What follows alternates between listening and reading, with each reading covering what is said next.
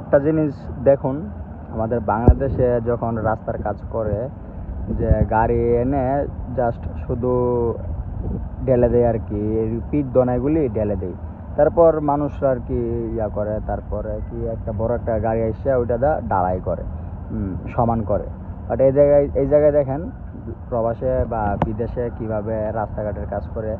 এই সামথিং এতটুকু জায়গাটা একটু খালি ভাঙা, পুরাটা রাস্তা না, পুরাটা রাস্তা খুব ভালো ফ্রেশ আছে। সামথিং এই জায়গাটা একটুখানি ভাঙা, এই পাশ থেকে এই জায়গাটা একটুখানি ভাঙা, এই সাইড দিয়ে কি পরিমাণ কাজ করতেছে। রাস্তাটা আগে ভাঙলো, ক্যারেন এনে কাজ করে রাস্তাটা ভালোভাবে ভাঙলো, ভাঙার পরে ক্লিন করলো, অনেক কিছু করার পর আজকে 1 সপ্তাহের উপরে হয়ে গেছে যে রাস্তাটা কাজ করতেছে। 1 সপ্তাহের উপরে একটুখানি রাস্তা, এতটুক রাস্তাটা কাজ করতেছে আপনার। ধরেন আজকে 1 সপ্তাহের উপরে ধরে কাজ করতেছে। কি পরিমাণ কাজ করতেছে, মেশিন দিয়ে কাজ করতেছে, রাস্তাটা খুব সুন্দরভাবে ক্লিন করতেছে। তোমাদের বাংলাদেশের অবস্থার কথা বলতে, তোমাদের বাংলাদেশে কাজ করলে কিভাবে কাজ করে আর